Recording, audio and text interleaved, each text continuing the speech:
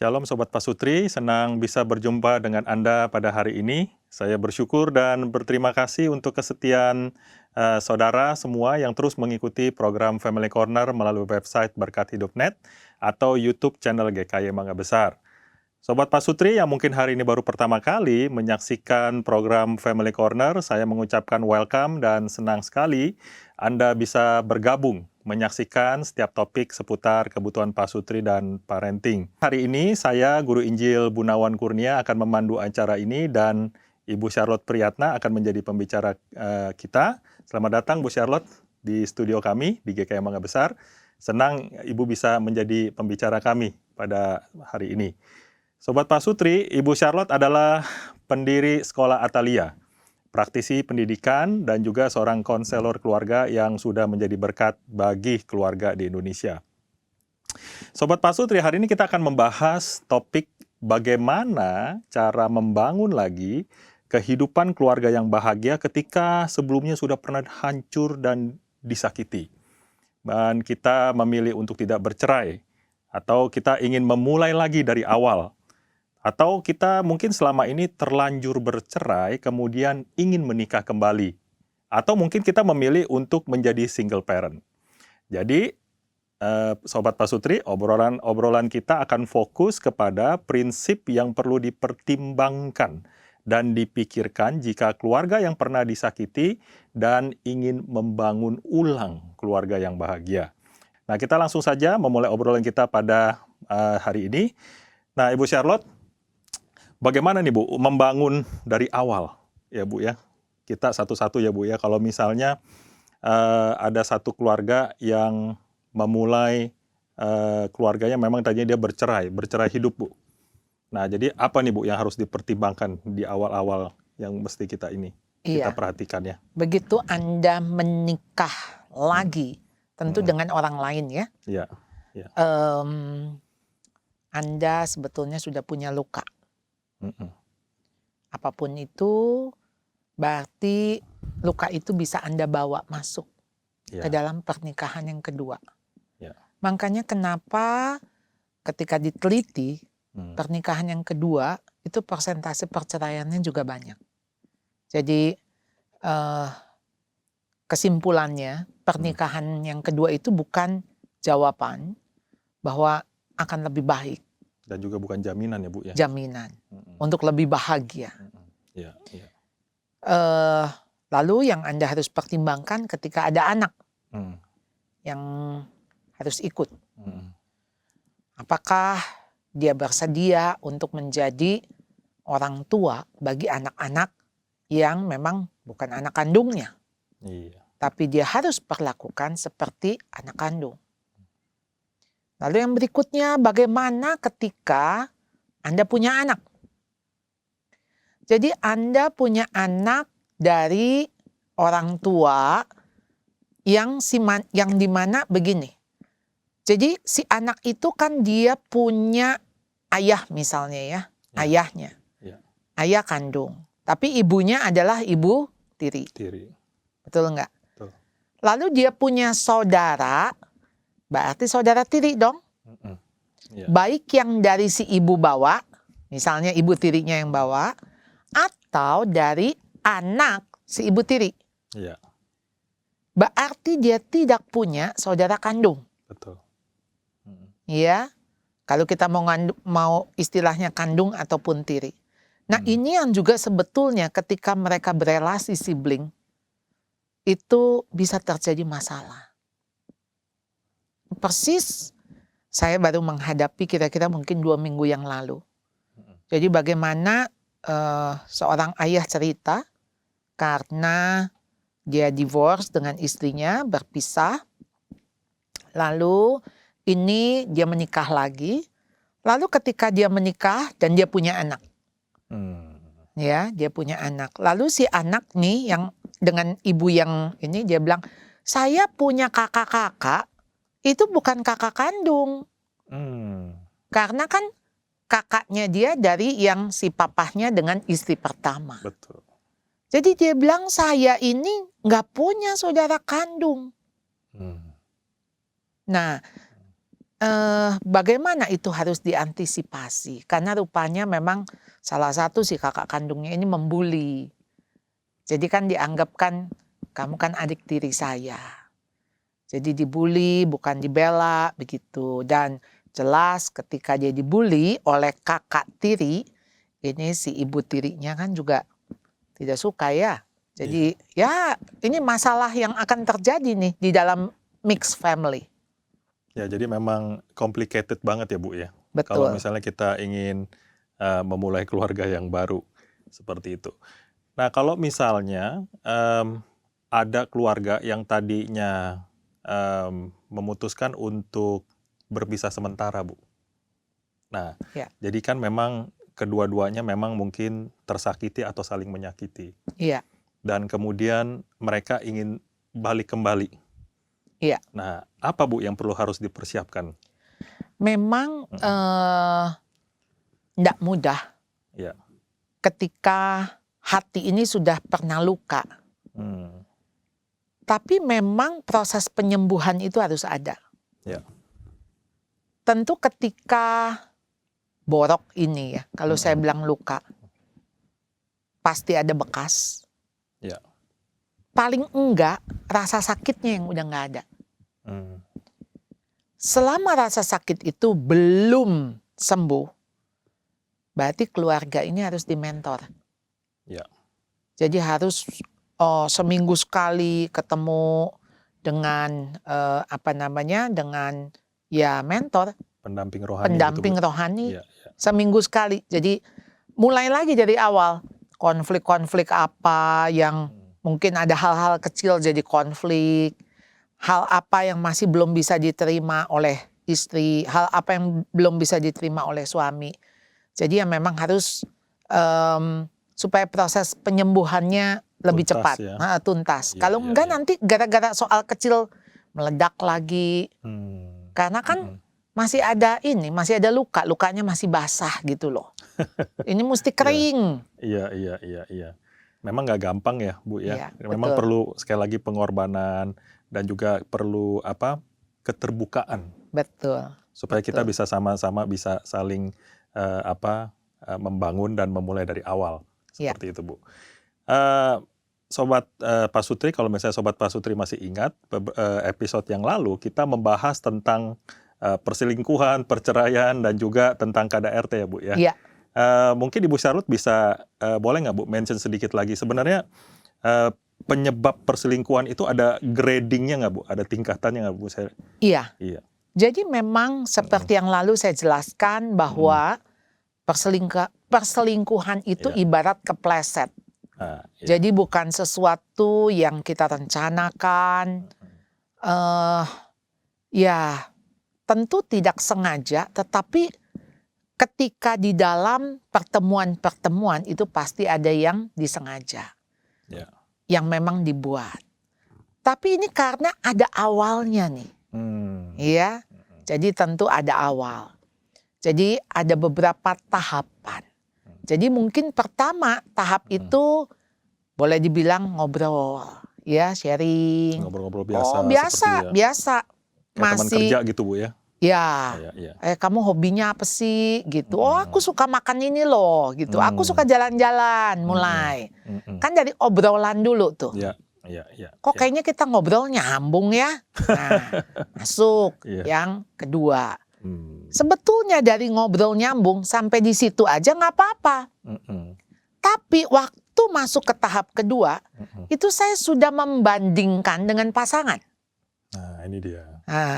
Kok kayaknya lebih enak ngomong sama dia ya daripada sama pasangan di rumah. Ini kalau ngomong sama pasangan di rumah baru ngomong begini udah berantem. Ini sama dia kok asik ya, bisa tukar pikiran. Ini baru head to head, belum heart to heart. Baru head to head, tetapi kita udah melihat ada kecocokan. Nah ini kan yang sering mereka ngomong, kita cocok, yang situ cekcok. Ya, padahal nanti kalau udah menikah juga cekcok juga. Gitu. Tapi kan ya namanya juga ketika cinta mulai bersemi gitu ya. Katanya kalau cinta sudah melekat, kotoran kambing juga serasa coklat. Jadi memang sudut pandangnya sudah berbeda. Lalu masuk step yang ketiga. Iya. Jadi waktu dia comparing sama pasangan, nah ini secara emosi sudah terlibat. Jadi sudah mulai rasa nyaman, lebih nyaman ngobrol. Jadi memang perselingkuhan itu dimulai dari perselingkuhan secara emosi dulu. Belum secara fisik, tapi secara emosi. Begitu kita merasa lebih enak bicara dengan orang tersebut, dengan ya calon selingkuh begitu, ya masih calon. Ada singkatannya nggak Bu kalau calon selingkuh? Apa ya? Masih baru calon gitu. Tapi ini kan step yang maksudnya makin lama Iya. ada gradasi, ada eskalasi. Iya. Dan kemudian step yang keempat masuk, waduh kangen nih. Ya kangen, bisa kalau lagi senggang-senggang WA, kamu di mana? Ngapain? Lagi makan apa? Enak ya? Kirim dong fotonya. Ya. Jadi udah ada keterlibatan. Step yang kelima di situ udah mulai deh nggak jujur sama pasangan. Nah sebetulnya sampai di step ini ya, mestinya pasangan udah berasa. Ada sesuatu. Ada sesuatu. Iya. Karena ketika dia nggak jujur, misalnya katakan, kamu di mana sekarang? Oh ini nih, aku di pom bensin gitu ya. Oh pom bensin mana? Pom bensin ini. Kira-kira kan istrinya tahu jarak dari pom bensin ke rumah. Ya seini-ininya lah. Kemudian kira-kira sampai 1 jam baru di rumah. Mungkin si istri pikir 15 menit. Lalu tanya, katanya tadi di pom bensin, kok sekarang baru 1 jam? Kenapa 1 jam? Oh ya tadi macet tuh pom bensin, ramai banget. Ini gitu. Mulai banyak alasan. Ada seperti sesuatu yang mestinya sih ya. Saya pikir kalau kita dekat sama pasangan, kita tahu loh dia jujur apa enggak. Betul. Ini nih lagi cari alasan, lagi menghindar. Lewat mana, Pak? Lewat mata. Jadi ketika dia nggak berani ngelihat mata kita, gitu ya, ada sesuatu yang seperti dia pura-pura sibuk, seperti ngapain waktu kita tanya, nggak berani menatap. Ya, bukan curiga sih ya, tapi Anda mesti waspada. Nah, kalau step 5 ini sudah bisa, maksudnya dihentikan. Iya, ini kan baru step 5 ini. Iya. Ya, jadi belum sampai yang step 15. Nah, ini mestinya harusnya di stop. Ya. Nah, step yang ke-6 ya udah mulailah main mata lah, udah mulai menggoda. Nah, ini udah lihat nih, permainan perselingkuhan dimulai. Ya, lalu step 7 mulai bicara soal hal-hal yang sifatnya pribadi. Aduh, ini ya suami saya ya di rumah. Aduh, cuek banget, gak punya perhatian. Oh iya, istri saya juga. Istri saya sibuk sama anak nih. Kok kayaknya ketemu nih, pas nih. Ini sama-sama 2 orang kesepian nih kan. Yang pasangan iya ya. Nah, udah deh. Sekarang udah mulai ada sentuhan. Masuk step 8. Sudah mulai berani pegang tangan, dirangkul, dipeluk. Lalu Anda bilang, iya nggak ada apa-apa. Betul. Kalau iblis kan ngomongnya gini, nggak apa-apa, cuman peluk aja kok, apa sih gitu. Udah parno banget. Betul, tapi Anda tuh 1 kaki udah masuk nih ya ke jerat. Itu mah tinggal bentar lagi seluruh badan Anda masuk ke dalam jeratan. Nah, setelah itu masuk step 9. Kepikir nih mau ngasih hadiah. Pokoknya ada yang spesial lah gitu. Udah mulai panggilan. Say. Nah, itu sering kali tuh ya saya temui beberapa perselingkuhan ketika ditangkap basah begitu oleh pasangan. Itu melalui salah kirim. Ada yang suami salah kirim notes. Iya. Tumben nih kirim kayak ginian, nggak Oh pernah kamu. iya, misalnya, Say gitu. Misalnya ya, kalau suami saya tiba-tiba, Say, mau makan apa siang ini? Wah, Say. Seumur-umur dia nggak pernah manggil saya Say nih. Misalnya, atau tiba-tiba darling gitu ya. Iya, iya. Loh, kok ini sesuatu yang aneh. Atau memang jadi apa ya, kita melihat dia kok menyimpan hadiah-hadiah, ini buat siapa nih? Kalau misalnya katakan dia mau kasih ke sekretarisnya, tapi kok agak personal gift-nya. Misalnya kasih gelang, kasih apa. Kalau yang nggak personal kan misal kasih bolpen, kenang-kenangan gitu kan. Iya, iya, iya. Ya, tapi kalau sampai kasih yang mahal misalnya, atau sesuatu yang kayaknya misalnya baju gitu, itu agak personal. Betul, betul. Ya, kalau kasih cuman kasih buku gitu kan, walaupun itu hadiah, ya itu sesuatu yang umum. Iya. Lalu mulai seolah-olah ya ambil cari waktu kesempatan untuk bisa ketemu. Jadi curi-curi. Jadi mulai janjian. Jadi di antara ini dan ini, iya kita ketemu deh, makan siang gitu. Atau nanti pulang, aku mampir dulu sebentar. Nanti alasan lah mau nyari apalah, nyari apa. Atau kita janjian yuk ketemu di mall mana gitu. Nah udah deh, ada pertemuan-pertemuan yang rahasia ya. Lalu kemudian mulai ada ya namanya juga kebohongan gitu kan. Harus ditutupi dengan kebohongan lain. Kalau tadi kan ya ketidakjujuran. Tapi ini sekarang sudah masuk kepada ya sengaja lah. Kayak nyari-nyari gitu. Tapi kita tahulah dia cari kesempatan. Lalu kemudian mulai deh kepada fisik. Cium. Ya, lalu kemudian sampai kepada sexual intercourse. Sampai kepada hubungan seksual. Jadi itu cepat sekali tuh. Jadi mulai dari misalnya katakan dari step ke-8 sampai ke step 15. Itu cepat sekali. Ya, untuk mulai dari berani merangkul sampai ke ranjang. Nah, itu kira-kira step itu wah, mungkin bisa dalam satu waktu, bisa juga. Ya, kalau di film-film mah kita lihatnya begitu. Tapi artinya Anda membiarkan celah. Kan kalau iblis tuh dia seperti singa yang mengaum-ngaum. Dia lagi berkeliling, dia lagi cari mangsanya. Dan dia lagi lihat celah. Gimana dia bisa masuk, menerkam, menerjang, menelan kita.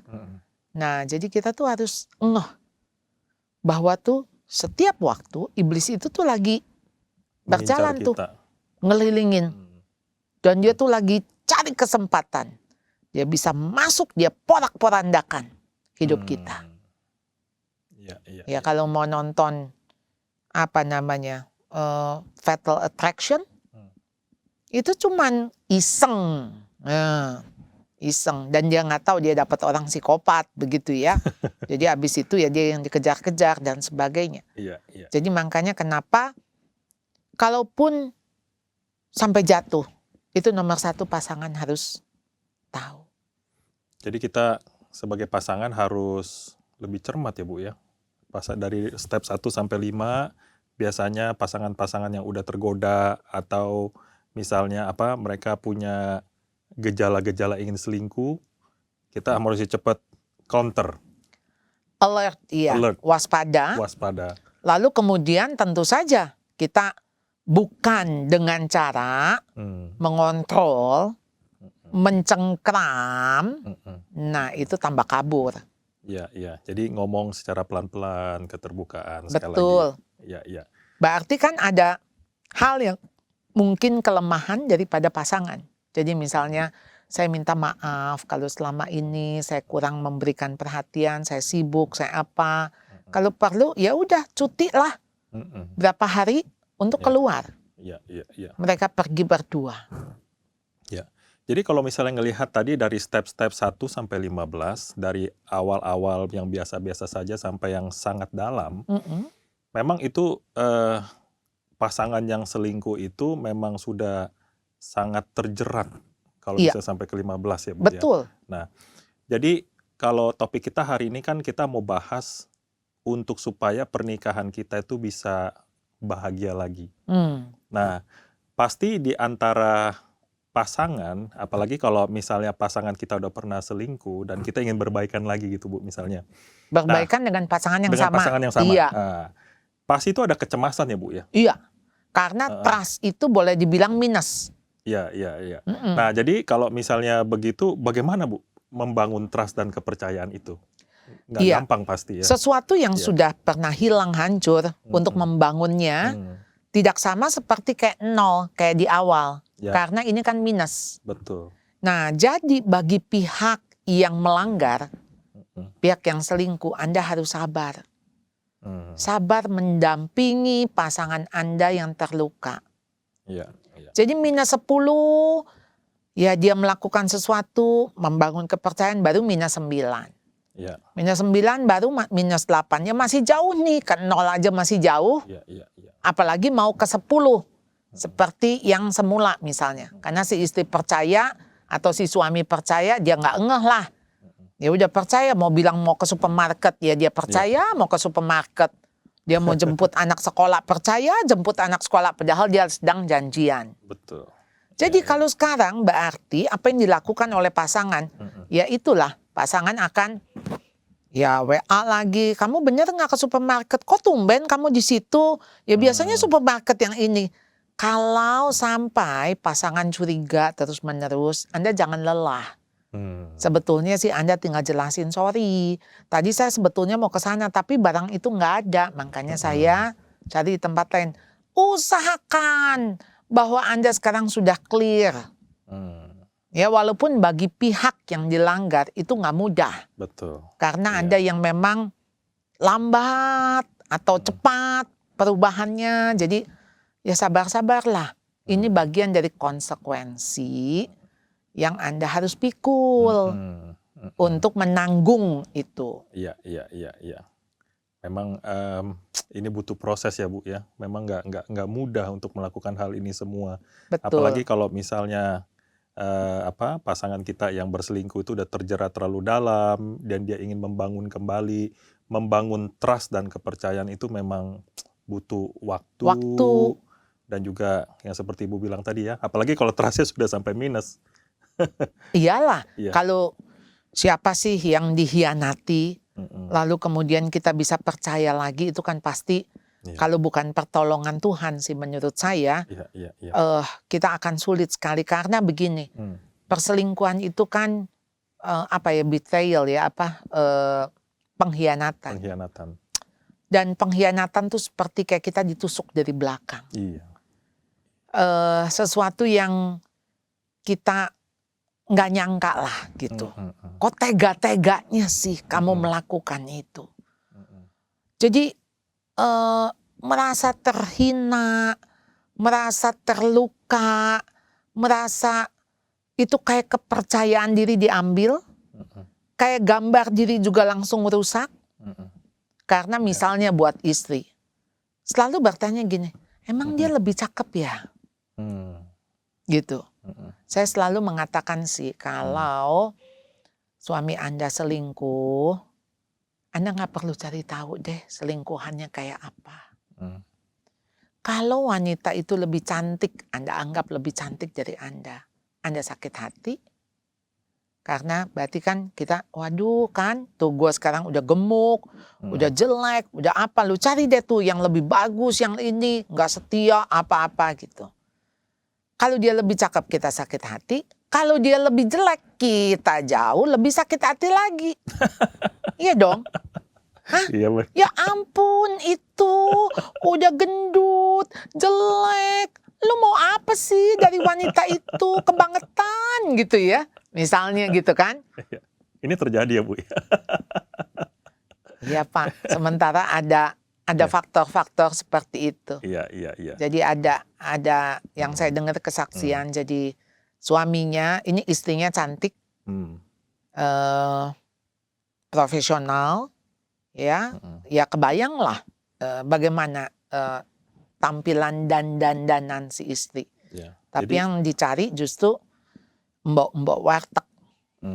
Jadi memang lagi Hmm. bukan masalah fisik yang menjadi problem, tapi masalah kedekatan dan emosi. Iya, kedekatan Ya. dan emosi. Jadi Ya. kalau misalnya si istri kayak bos buat di rumah, buat bagi suami, lalu si suami dengan si mbok-mbok ini dia dipuja, dia dilayanin, dia dihormati. Waduh, apa nggak jatuh kelepek-kelepek ini ya, Meleleh, Bu ya. meleleh, meleleh karena dihormati, dihargai gitu ya. Iya. Sementara sama istrinya nggak dipandang, Iya, nggak dimarahin terus. dimarahin terus, ditunjuk-tunjuk gitu ya.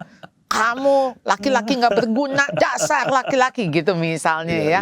Apa nggak habis Iya. kepercayaan dirinya juga. Jadi Mm. ya dia akan mencari sosok yang betul-betul adore dengan dia, membutuhkan dia begitu. Iya. Dan memang tadi kalau misalnya pembicaraan kita adalah kalau kita ingin membangun keluarga yang bahagia kembali, mungkin kita pernah disakiti atau pasangan kita berselingkuh. Yang pertama kita harus mencari seorang rohaniwan atau mentor rohani yang baik. Iya. Ya Bu ya. Betul. Lalu yang kedua membangun trust. Memang ini tidak mudah, butuh waktu.